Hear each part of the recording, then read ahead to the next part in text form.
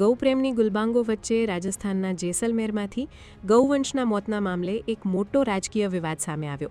શહેરથી આશરે 7 કિલોમીટર દૂર આવેલા નગર પરિષદના ડમ્પિંગ યાર્ડમાં મોટી સંખ્યામાં ગાયોના મૃતદેહ મળી આવતા ભારે હોબાળો મચ્યો છે.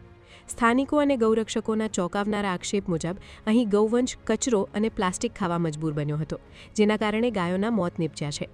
એટલું જ નહીં, વહીવટીતંત્ર દ્વારા મામલા પર પડદો પાડવા માટે મૃત ગાયો પર જેસીબી ફેરવીને તેમને દફનાવી દેવામાં આવી હોવાના પણ ગંભીર આક્ષેપો થઈ રહ્યા છે.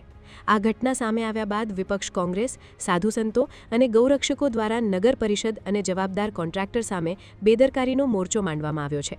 વિવાદ વકરતા નગર પરિષદે તાત્કાલિક એક્શન લઈને સંબંધિત કોન્ટ્રાક્ટરનો કોન્ટ્રાક્ટ રદ કરી તેને બ્લેકલિસ્ટ કરી દીધો છે. આ મામલે રાજકારણ પણ ગરમાયું છે.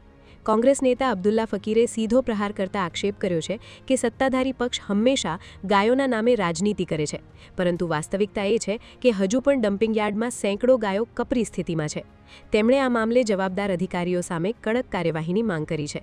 તો બીજી તરફ સંત નારાયણ ભારતી મહારાજે પણ આક્રોશ વ્યક્ત કરતા શું કહ્યું, સાંભળો.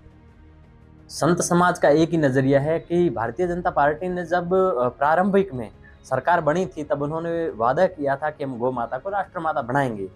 फिर जैसे जैसे इनका कार्यकाल चलता रहा, यह जनता के सामने प्रस्ताव रखते रहे कि हम बनाएंगे. हालांकि आज लगभग 13-14 साल हो चुके हैं. हालांकि फिर भी इस भारत जैसे आज़ाद स्वतंत्र भारत जैसे देश में अगर गाय माता कटना, उससे मेरे हिसाब से इससे बड़ा कलिकाल और कुछ हो ही नहीं सकता है.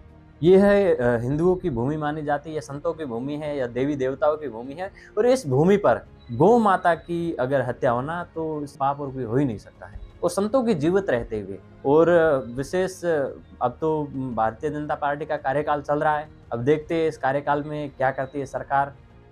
ત્યારે મોટો સવાલ એ થાય છે કે ગૌરક્ષણના મોટા મોટા દાવાઓ વચ્ચે ગ્રાઉન્ડ લેવલની આ હકીકત ક્યારે સુધરશે? આ ગંભીર મુદ્દા વિશે તમારો શું અભિપ્રાય છે? કમેન્ટ બોક્સમાં ચોક્કસ જણાવો.